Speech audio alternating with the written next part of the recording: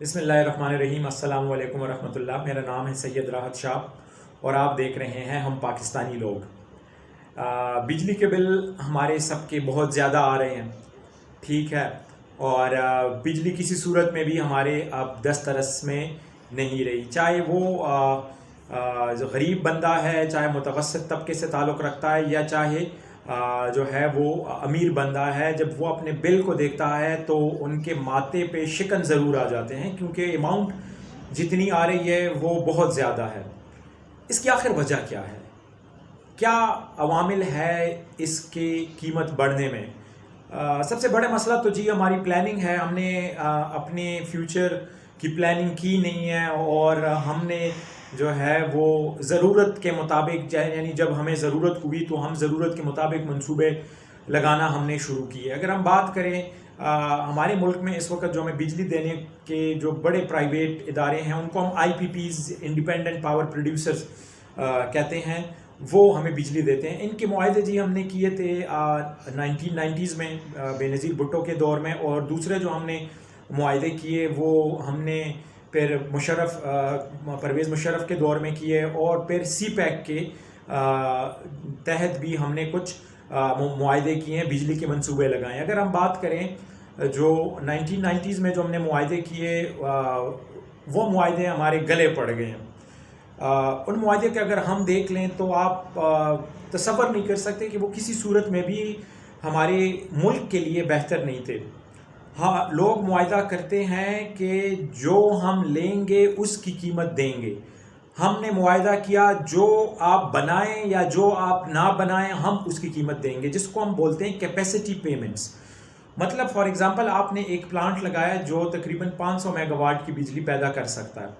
اب اگر آپ کا پاور پلانٹ بند ہو گیا، آپ سے گورنمنٹ بجلی نہیں لیتی، یا کوئی بھی دوسری وجہ ہے، تو گورنمنٹ نے معاہدہ یہ کیا ہے کہ آپ کو اس کی پوری رقم جو ہے وہ پرووائڈ کی جائے گی۔ ارے بھائی، یہ کیا آپ نے کر دیا؟ اس سے تو ظاہر سی بات ہے کہ سال میں تقریباً 30 سے 40 دن جو ہے پاور پلانٹس بند رہتے ہیں، کیونکہ ان کا مینٹیننس کا کام ہوتا ہے۔ اس کے علاوہ کبھی کبھار جو ہے موسم کی خرابی کی وجہ سے ٹرانسمیشن لائن ٹوٹ جاتی ہے، گرڈ اسٹیشن خراب ہو جاتے ہیں، اور 100 قسم کے ریزن ہوتے ہیں جس کی وجہ سے جو ہے وہ بجلی کی پروڈکشن جو ہے متاثر ہوتی ہے۔ تو ہاں، ان کی پروڈکشن متاثر ہو بھی جائے تب بھی ہم ان کو ان کی پروڈکشن کی پوری قیمت دیتے ہیں۔ پھر دوسری ہم نے ان کے ساتھ جو معاہدہ کیا وہ یہ کیا کہ آپ یہاں پہ پاور پلانٹ لگائیں اور ہم آپ کو پیسے دیں گے ڈالرز میں۔ ڈالر تو ویسے ہی پاکستان میں بہت شارٹ ہے، ہمیں ہمیشہ سے جو ہے اس میں کافی زیادہ جو ہے وہ مسئلہ آ رہا ہے۔ تو جب آپ ان کو بھی پیمنٹ ڈالرز میں کریں گے تو آپ اندازہ لگا لیں کہ جب روپے کی قدر کم ہوگی اور ڈالر کی قیمت زیادہ ہوگی تو آٹومیٹیکلی آپ کی بجلی کی قیمت جو ہے وہ اس سے زیادہ ہو جاتی ہے۔ تیسرا ہم نے معاہدہ یہ کیا کہ جو پاور پلانٹس چلیں گے یہ تمام کے تمام امپورٹڈ فیول پہ چلیں گے، اور یہ فیول بھی سارا کا سارا جو ہے وہ گورنمنٹ آف پاکستان امپورٹ کرے گی ان کمپنیز کو تھرو پی ایس او یا پھر کسی بھی دوسرے کمپنی کے تھرو، اور وہ جا کے وہاں پہ ان کو پرووائڈ کرے گی۔ یہ تینوں جو اس میں شک ہیں، یہ کسی بھی صورت میں جو ہے وہ ریلائبل نہیں تھے۔ اس نے ہمارے گلے پڑنا تھا اور وہ ہمارے گلے پڑ گیا۔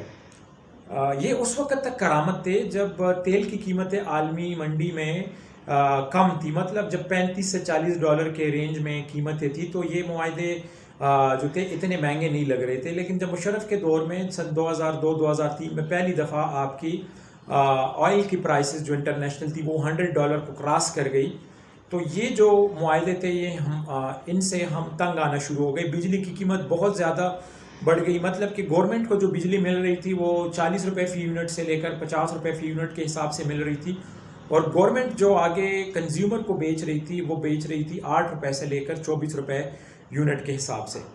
تو بھائی یہ کس طرح کا سودا ہے کہ آپ ایک مال خریدیں 50 روپے میں اور گاہک کو آپ بیچیں 12 یا 15 روپے میں، تو آپ تو نقصان اٹھائیں گے۔ اب وہ نقصان جب ہونے لگا تو ہوا کیا کہ وہ جمع ہوتے رہا۔ گورنمنٹ 100 روپے کی بجلی خریدتی اور اس میں سے جو ہے وہ 30-40 روپے کمپنیز کو پیمنٹ کرتی اور باقی 60 روپے جو ہے وہ جمع ہوتے جاتے۔ اب کمپنیز نے تیل خریدا تھا پی ایس او سے۔ PSO کو بھی پھر جب وہ پیمنٹ کی بات آتی کیونکہ گورنمنٹ کا مسئلہ بنا ہوا ہے، وہ پیسے پورے پے نہیں کر رہے ہیں، تو ہوتا کیا تھا کہ PSO یا باقی جو کمپنی ہیں ان کو پھر پیمنٹ ڈیلے ہونے لگی۔ اب یہ ایک سرکل بن گیا جس میں سے یہ پیمنٹ کا مسئلہ آتا رہا، جس کو ہم سرکولر ڈیتھس یا گردشی قرضے بولتے ہیں۔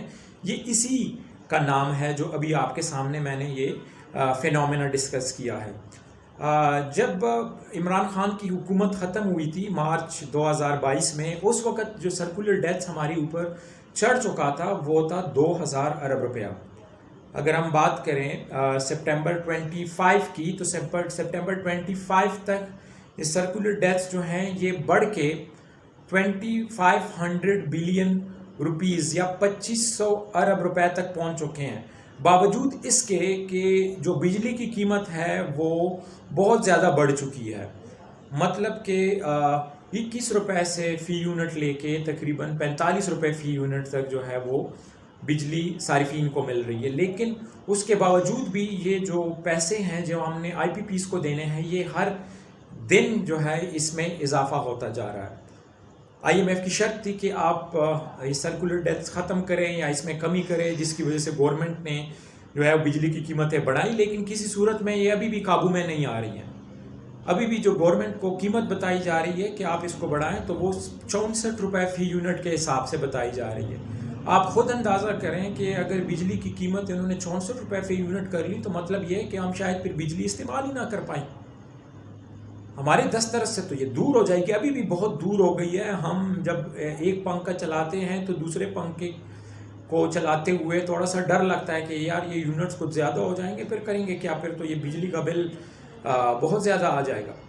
تو کچھ معاہدے جو ہمارے بڑے کر کے چلے گئے، چاہے اس کا جو بھی ریزن تھا، ان کا لالچ تھی، کمیشن کی وجہ سے تھی، یا پھر لابینگ تھی کہ بڑی بڑی کمپنیوں نے لابینگ کر کے وہ منصوبے کرائے، یا پھر کسی اور کا پریشر تھا کہ یہ آپ منصوبے کرو، چاہے جو بھی ریزن تھا، یہ اب ہمارے گلے پڑ چکے ہیں، اور یہ ایک ایسا ڈراؤنا خواب بن چکا ہے کہ اس سے جان چھڑانا ہمارے حکمرانوں کے لیے اب آسان نہیں رہا۔ اللہ کرے کہ یہ جو معاہدے ہیں 30 سال اور 20 سال کے، ان کا وقت جلدی کمپلیٹ ہو، تاکہ ہمارے نئے، اگر ہم ان کے ساتھ معاہدے کریں بھی تو کچھ نئے ٹرمز اینڈ کنڈیشنز پہ کریں، تاکہ یہ سرکولر ڈیتھس ہیں ان میں کمی آئے اور بجلی کی قیمتیں ہماری جو ہیں وہ کم ہو جائیں۔ لیکن آنے والے دنوں میں بجلی کی قیمتیں کم ہونے کا کوئی چانس نہیں ہے۔